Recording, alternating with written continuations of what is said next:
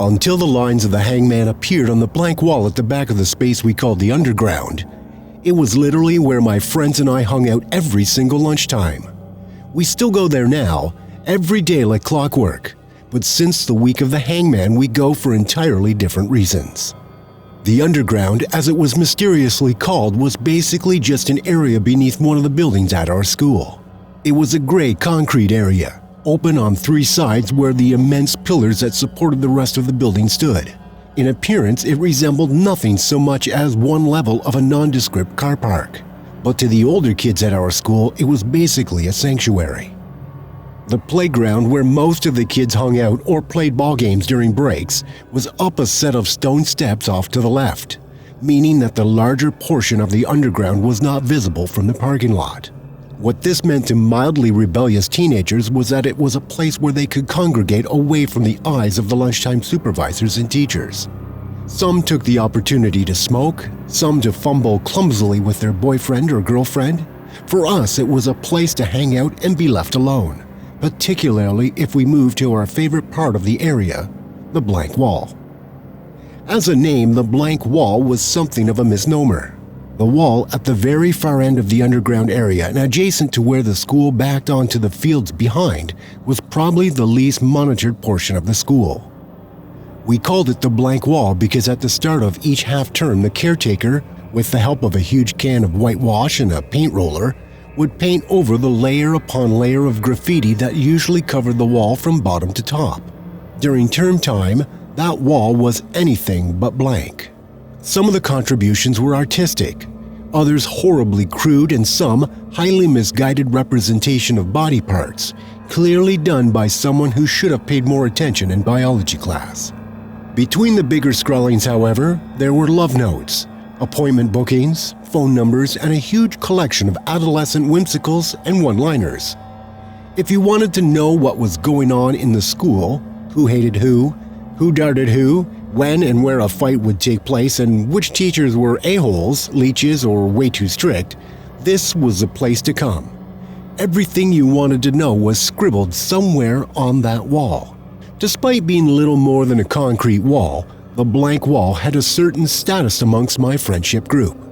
It was the place we met, where most of us had our first kiss, our first underage drink, where we put the world to rights every afternoon.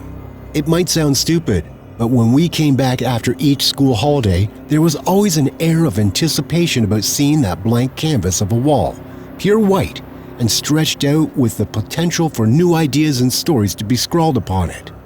Sometimes on those first days, we would rush, all armed as we always were, with a collection of Sharpie markers to be the first to write on the newly minted wall. Or at least we did until the day we found that someone had beaten us to it. What had been a completely blank wall before now had writing directly across it. Horizontal lines, more like dashes separated into 2 sets. I remember Danny staring at it for a moment, considering it, like it were some new abstract art piece recently installed at the Tate Modern Gallery, before announcing flatly, "Well, that's a load of crap, innit?" For a few moments we tried to figure out why anyone would have taken the trouble to scrawl the strange image on the wall and came up with very few answers.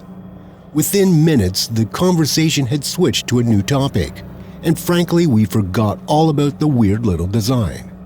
In short, we lost a whole day. The following morning, we met at the wall to find that in addition to our contributions, there was a new message above the set of dashes. It read, in black marker pen, "This is the week of the Hangman. 1 day gone, 6 to go. On day 7, someone dies." Looking again at the wall, it became obvious what the dashes were supposed to be. They represented the missing letters in a game of Hangman. If you've never played this game, it is really very simple. One player, the Hangman, thinks of a word and represents how many letters are in that word by putting dashes on the page. If, for example, the word was boy, there would be 3 dashes for 3 letters. The other participants then try to guess the letters and eventually the word itself. Every time an incorrect guess is made, the hangman draws another piece of the gallows, the crossbars of the giblet, and bit by bit a stick figure dangling from a noose. Once the stick figure is complete and the victim is hung, the hangman wins.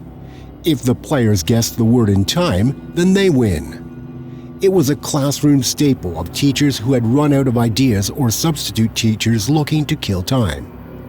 Clearly, though, someone with too much time on their hands wanted to play with us. So we went along with it, each guessing a letter and writing it in a big capital next to the message, laughing and teasing about the message's sinister ending. It wasn't until the following day that we all started to get a little freaked out by the game.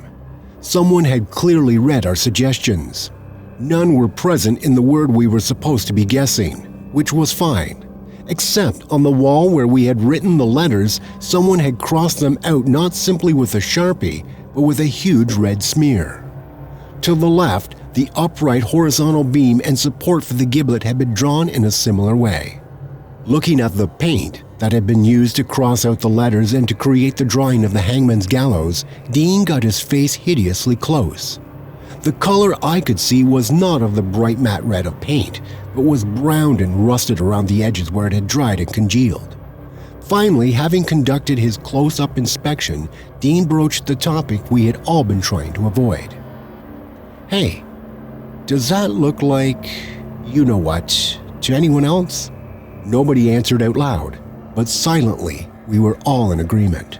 Later that day, when classes had ended, we all came back to the blank wall to look once again at the strange game that somehow we had been invited to play. I read aloud again the message from the second day with particular emphasis on the final few words. On day 7, someone dies. I felt the hair on my forearms and the back of my neck rise to attention as a wave of dread panic washed over me. After a short discussion, we agreed on our plan.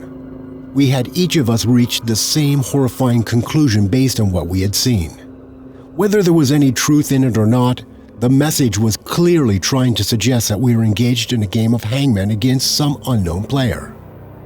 Within that game was a threat that if we did not play or we guessed incorrectly enough times, someone was going to be killed, ending up presumably like the swinging stick figure that our tormentor would draw.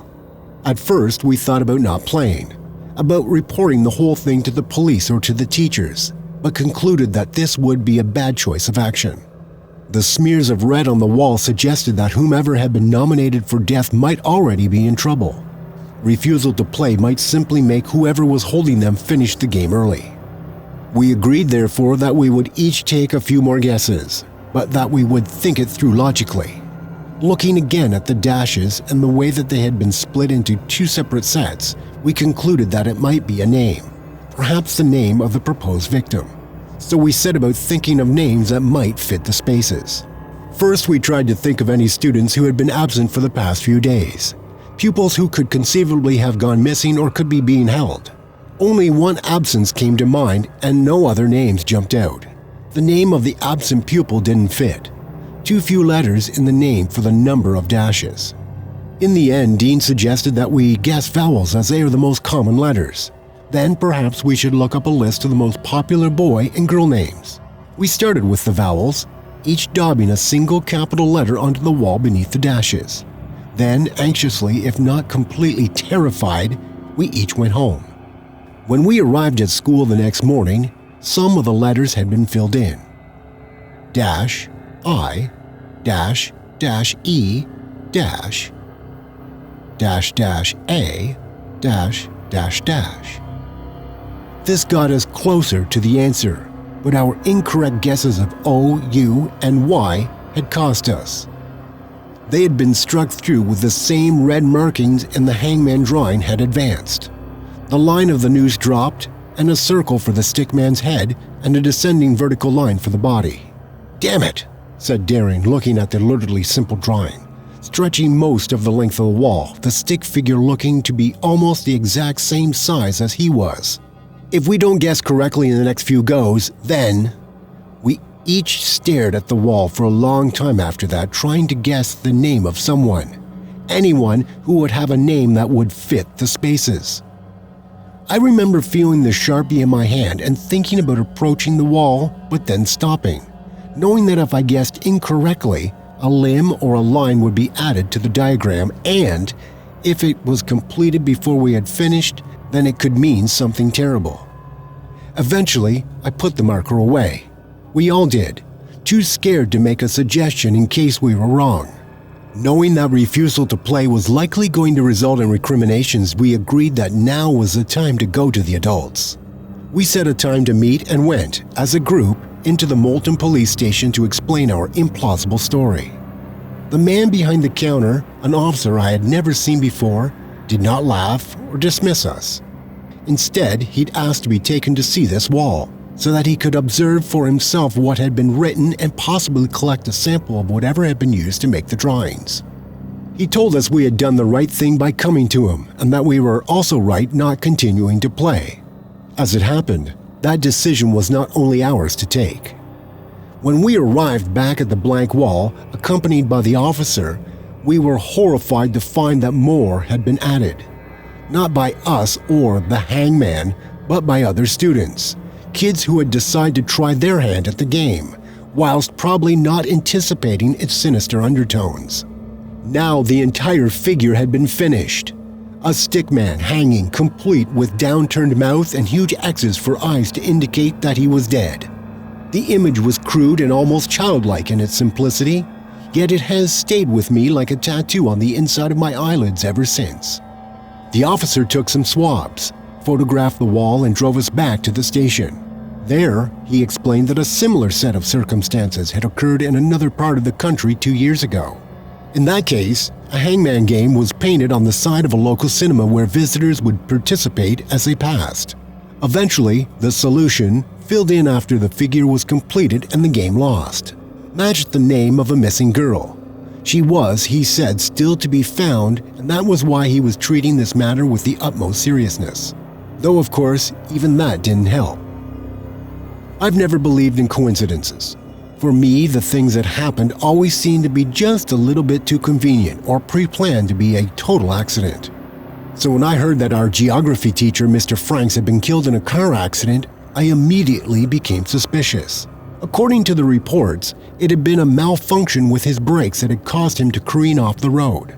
An idea that haunted me ever since. Just like the fact that the name Mr. Franks fit perfectly into the spaces and the fact that he died on Sunday, just as predicted. It is possible, I know, that Mr. Franks' death was an accident and had absolutely nothing to do with the Hangman game. A complete coincidence. It is possible, but I simply don't believe it. As a group, we were both shocked and terrified, worried that another game might at some point appear and that there could be more victims. We also complained to each other that the name Mr. was misleading, something we would never guess, and in a malicious way, a trick to ensure that we would never guess correctly. After that, we would still meet at the blank wall every day, but not to write on it. Instead, we purchased between us a huge pot of white emulsion paint and a roller that still sits beside it and is replaced by one of us periodically throughout the year. The pot rests beside the wall, and every afternoon before we go home, one of us takes the time to paint over anything that has been written on it. Since the death of Mr. Franks and the week of the Hangman, we take the time to ensure that the blank wall stays blank.